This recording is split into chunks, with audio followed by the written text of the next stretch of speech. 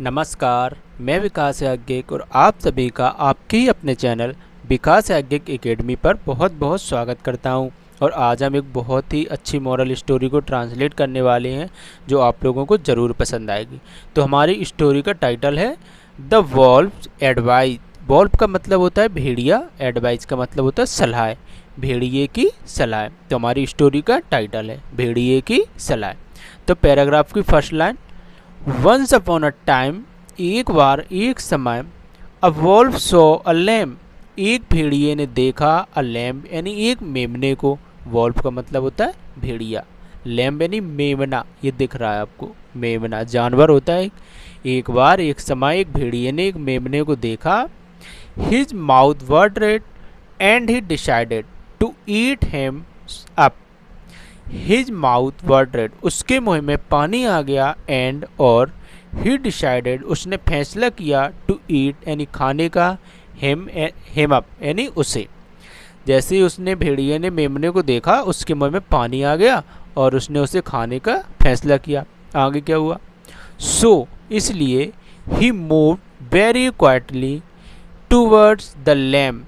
ही moved का मतलब होता है एक स्थान से दूसरे स्थान की खिसकना, एक स्थान से दूसरे स्थान की ओर जाना।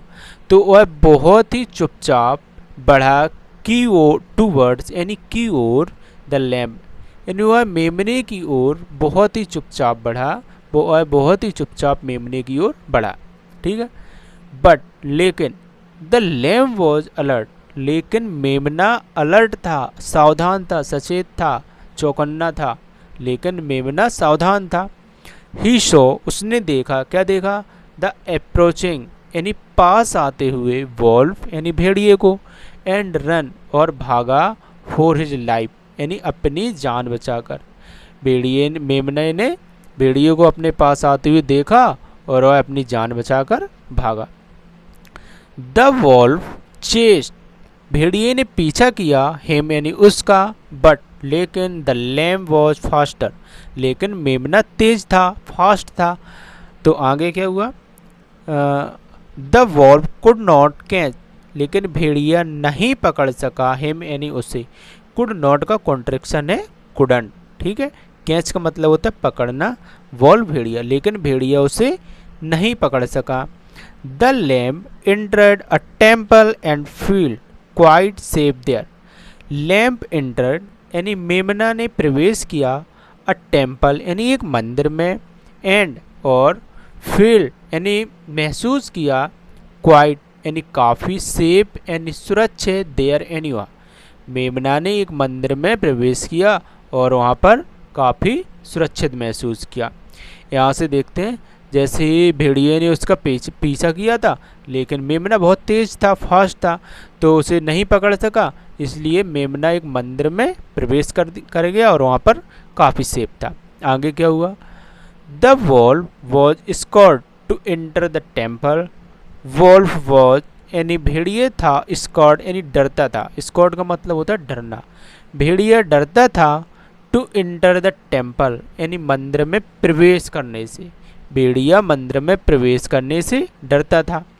सो इसीलिए ही उसने, कॉल्ड यानी बुलाया, कॉल्ड यानी बुलाया, आउट यानी बाहर, टू द लैम्ब यानी मेमने को, इसलिए उसने मेमने को बाहर बुलाया। पुटिंग यानी, पुटिंग का मतलब आप ऐसे समझिए, यहाँ से आप रुक जाओ, अभी बता दें।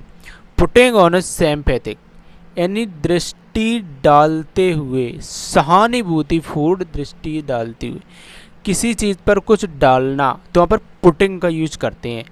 ऑन अ सिंपैथेटिक, सिंपैथेटिक का मतलब होता है सहानुभूतिपूर्ण, सहानुभूतिपूर्ण दृष्टि डालते हुए, ही सैड उसने, सिंपैथेटिक लुक, इसका पूरा सा सारांश यही समझो, पुटिंग ऑन सिंपैथेटिक लुक, उसने सहानुभूतिपूर्ण दृष्टि डालते हुए, ही सैड कहा, क्या कहा?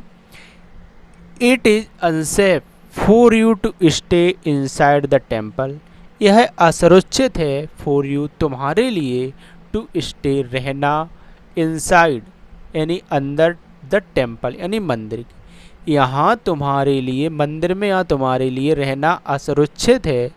देखो अनसेफ का मतलब है असुरक्षित, और फोर के लिए यू यानी तुम्हारे, स्टे का मतलब होता है रहना, इट यहाँ, टेम्पल मंदिर, इनसाइड अंदर, यानी मंदिर में यहाँ तुम्हारे लिए रहना, मंदिर के अंदर रहना तुम्हारे लिए असुरक्षित है। सीधा सा सारांश, एक एक वर्ड की मीनिंग बता रहा हूँ मैं आपको।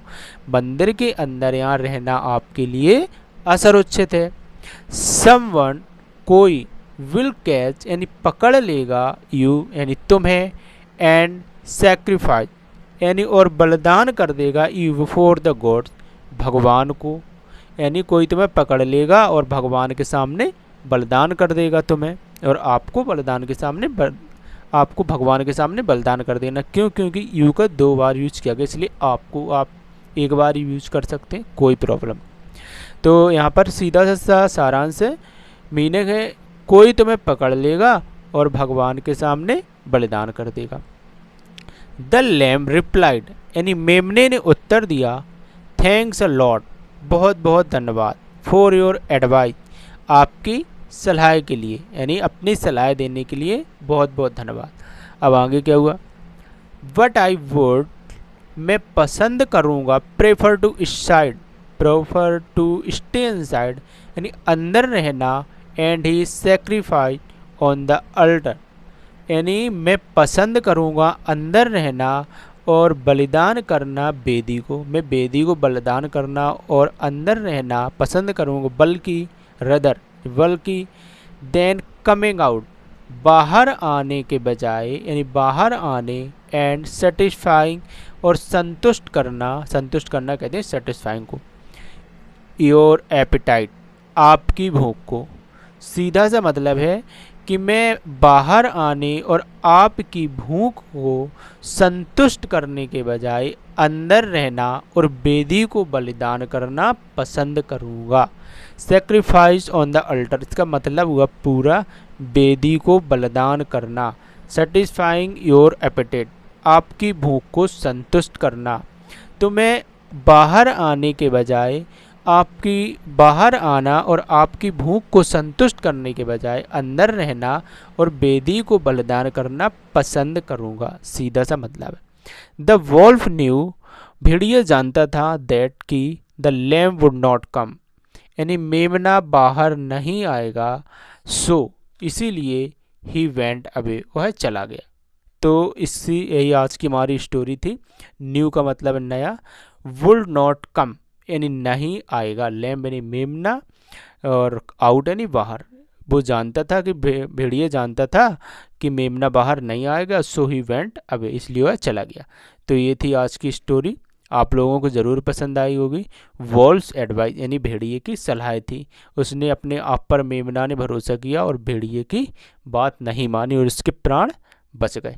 तो ये थी हमारी स्टोरी। मैं उम्मीद करूँगा कि आप लोगों को ज़रूर पसंद आई होगी। Thank you so much.